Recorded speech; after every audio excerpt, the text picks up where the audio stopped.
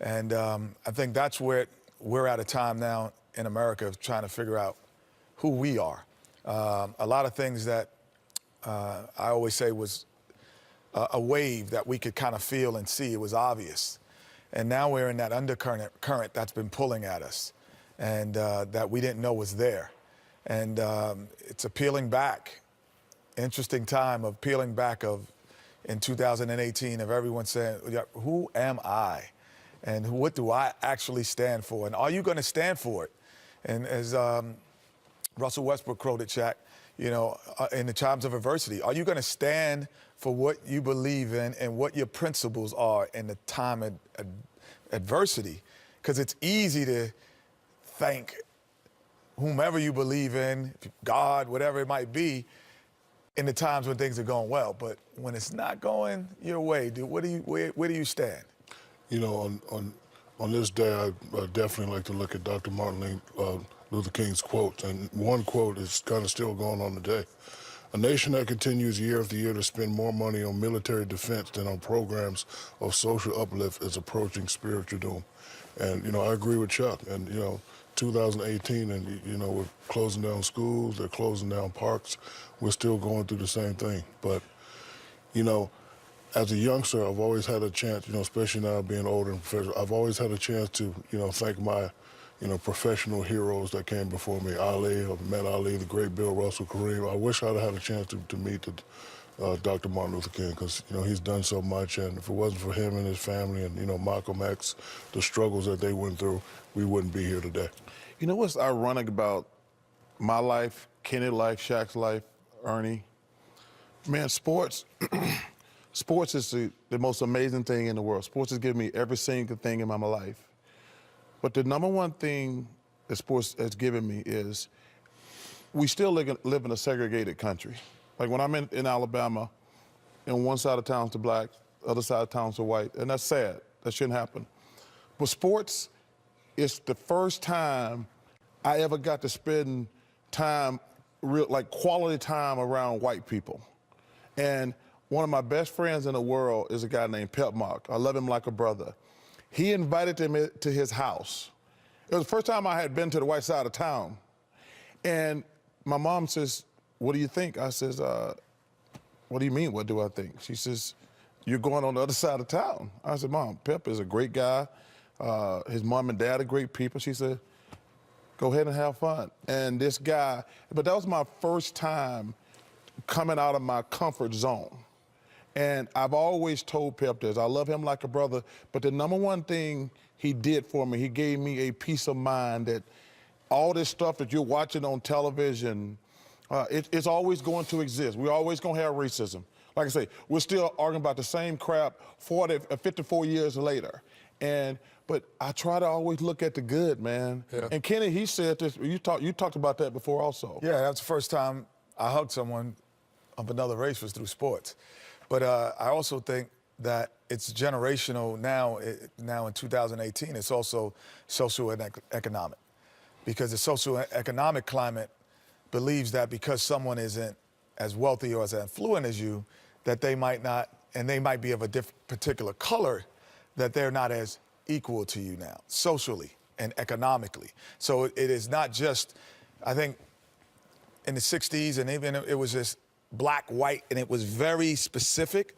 And I think now it's becoming very socio-economic along with race. And I think we need the words, we need the dream, we need the actions of Dr. King as much now as we ever had. And I want to give a shout out to the NBA, Ernie, because what they do for this special day, because obviously the majority of our players are black.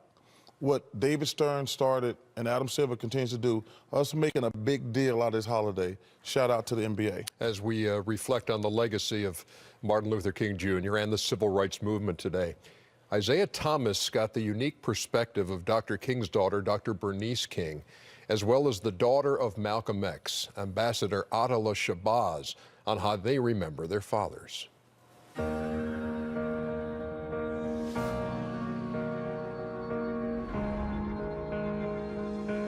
Well, as I sit here with Dr. Bernice King, Ambassador Shabazz, the royal family of the civil rights movement, Your parents were the role models for a generation of black men and black women.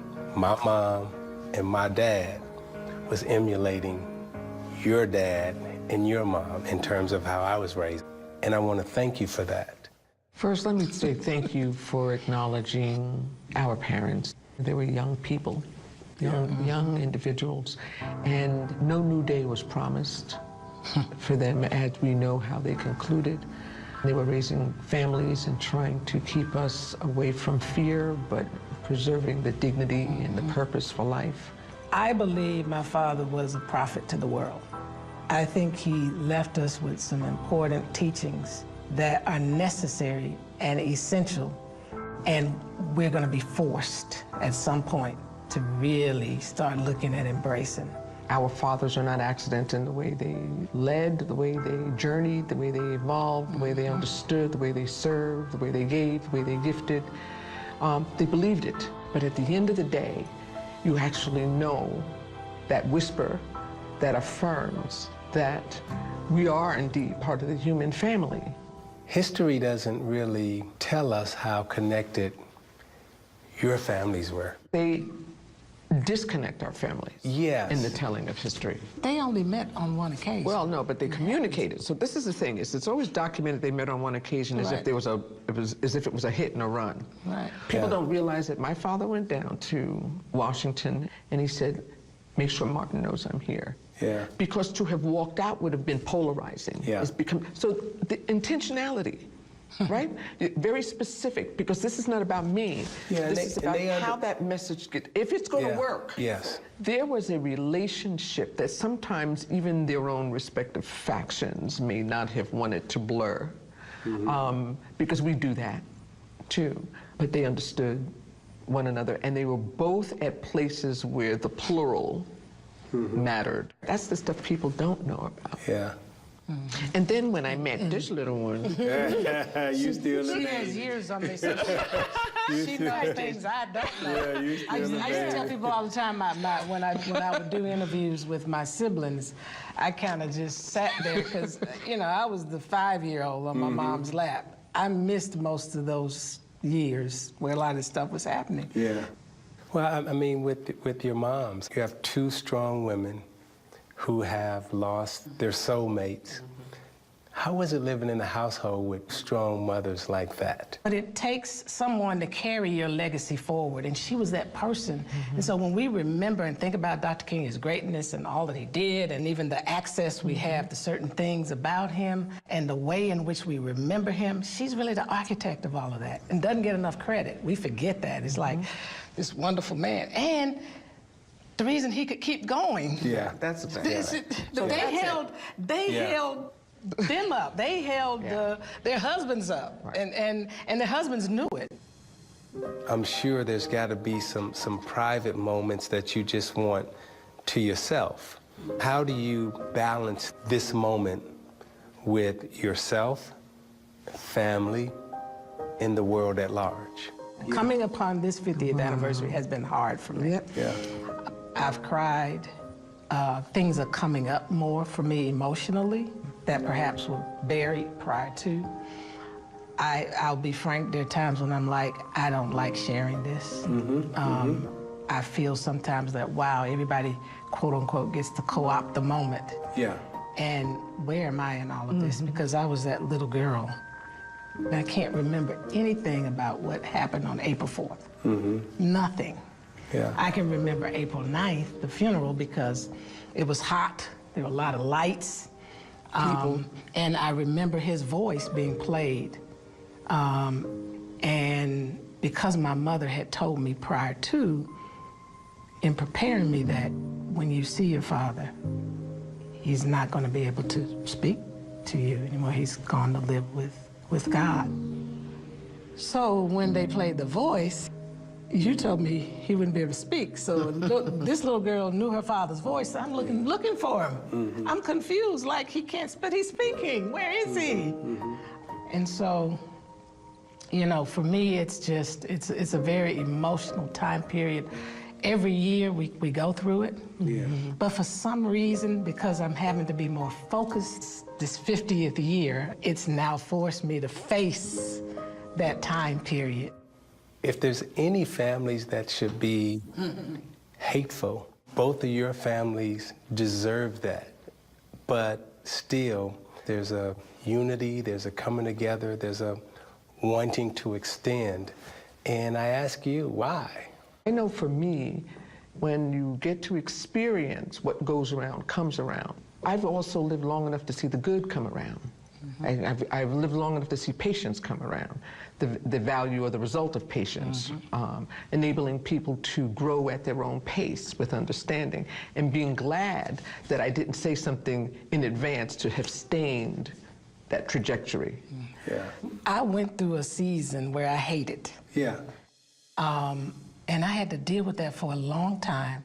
It took some time.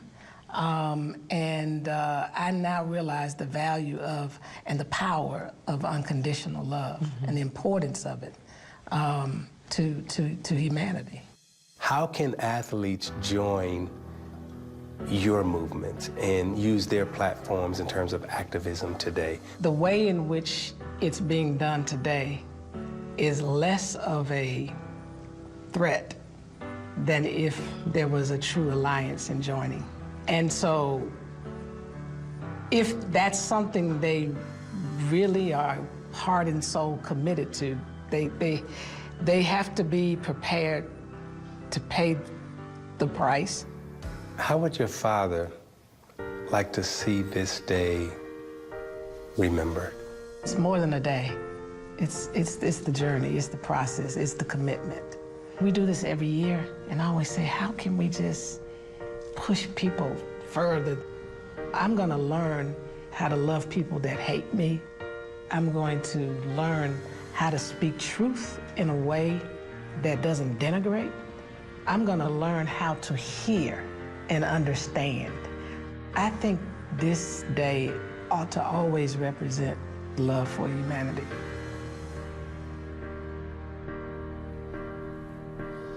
Conversation orchestrated as a Hall of Fame point guard would orchestrate it. Well done, Isaiah, for that. Other tweets that we're seeing. Pau Gasol, our lives begin to end the day we become silent about things that matter, as he again quotes Dr. King. As Mello says, progress will always be uncomfortable and noisy. And even all these years later, his words still ring true, especially in today's climate. Thoughts of Reggie Miller on this MLK Day, 2018.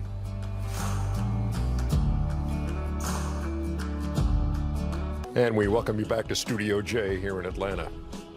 Well, Dr. King was born here in Atlanta in 1929. His life ended 39 years later in Memphis, Tennessee, where you will find the National Civil Rights Museum. Our Hall of Fame reporter David Aldridge went to Memphis, where he sat down with NBA Commissioner Adam Silver and Michelle Roberts, the executive director of the National Basketball Players Association, to discuss the lasting impact and legacy of Dr. King. This game, this weekend has always been very important to Memphis. Jason Wexler said it's our Super Bowl, basically. Is it especially poignant, or is it especially correct for the NBA of all leagues to understand the history of this place and this city, to have a team here, and to also really embrace all that this museum brings out in terms of people and their emotions and the history that's here?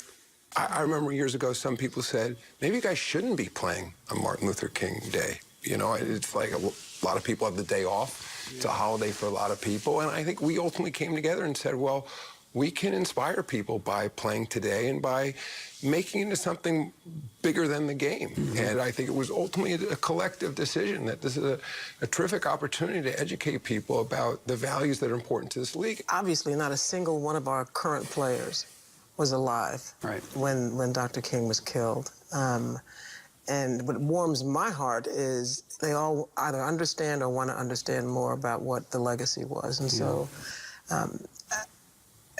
I can't even imagine that the NBA would not be embracing this holiday in the way we do, and it just stands to reason that we would. Dr. King, towards the end of his life, he was expanding beyond civil rights to human rights, and I think that's also something we're particularly proud of. That we have a league that is majority African American, but it's very diverse in terms of ethnicity and nationalities. Close to a quarter of our league is born outside the United States now, and I think, and other important societal issues that this league has come to stand for. So the message is as relevant, if it's possibly more relevant at this moment in time than ever before in our history. When I went on the balcony, I started sobbing. So I wonder what that experience was like for you all today. I think I'm glad it was really cold out there because I was stunned. And part of me thought there's something grotesque about being out here. And then the other part of me thought, it's an interesting way to say goodbye and hello. There's a marker on the pavement or the cement bottom part of the balcony where they show, and that's where he fell. And it's incredibly moving. It's a fascinating mixture of, here we are at the Lorraine Hotel, the actual hotel we were staying, but then a lot of very modern, interactive displays combined with it. It's a remarkable place to come visit. Do you believe that the times that we live in, and I'll just leave it at that, provide an opportunity for even more kind of joint appearances, joint programs between the league and the players to present an even more unified front than you already do? I think the answer is absolutely yes. Adam, I hate to compliment you too often. I don't want you to get carried away, but to the extent we have a commissioner and a league that rather than tries to suppress, but instead appreciates and is supportive, works well for me, because I do see that our population, our player population, is not going to ignore some of the events in our communities, but instead want to make a difference. They are woke. So as long as there's a need for people to be engaged, I don't think that we can expect our players to ignore that need.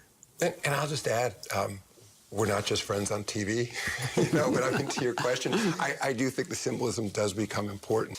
It does seem to me that the NBA has this group of players, both of color and from other countries, and a collection of wealth that probably doesn't exist anywhere else on Earth, right? I mean, probably right. It just probably doesn't, right? So does that create an obligation even beyond what they're doing now? Whether there's an obligation or not is almost irrelevant, because the reality is that our guys and our gals are doers, and they're doing something, and maybe because of some sense of obligation. And then there may be others, maybe people in the audience who are saying, well, they should be doing that, they're wealthy. It's completely irrelevant that they are.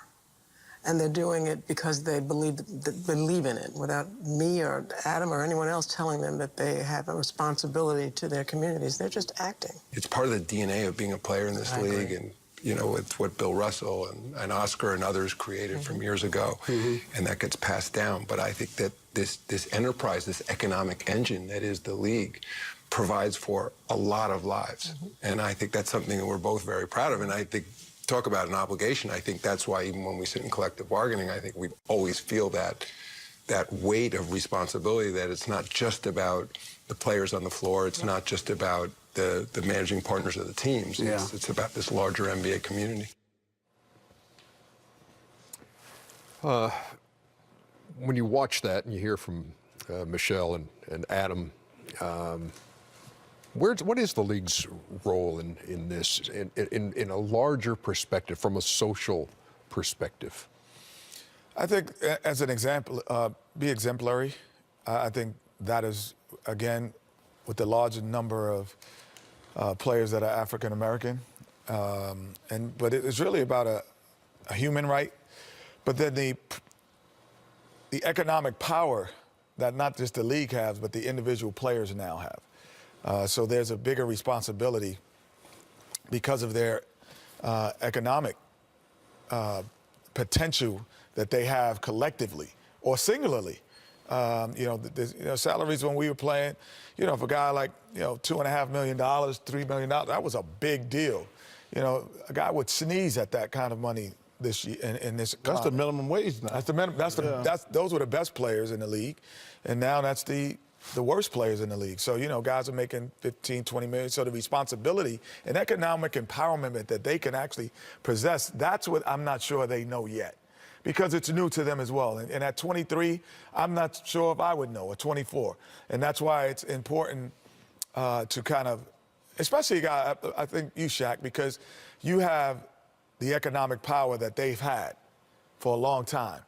And you've been able to display it in a lot of different areas and kind of showing them how to do that. And, Charles has made a great deal of money.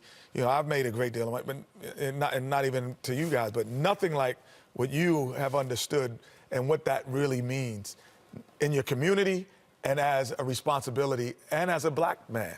Even before I played in the NBA, they've always done a great job of being committed, especially on this day. They do a lot of things in the community, and they've done a great job. You have to, start off with David Stern, and Adam Silver's doing a great job. But, Dr. King's daughter said something very important. So if you're going to talk about certain issues, just be committed.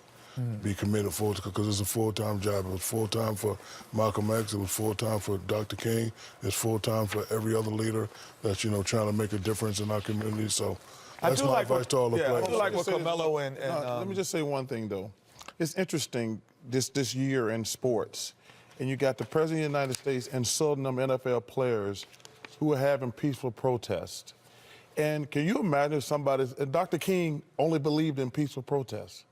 The notion that it's bad to peaceful protest, that the only other protest is violent protest.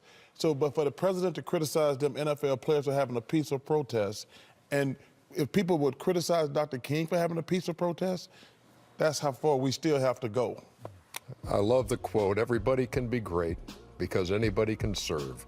You don't have to have a college degree to serve. You don't have to make your subject and verb agree to serve. You only need a heart full of grace, a soul generated by love.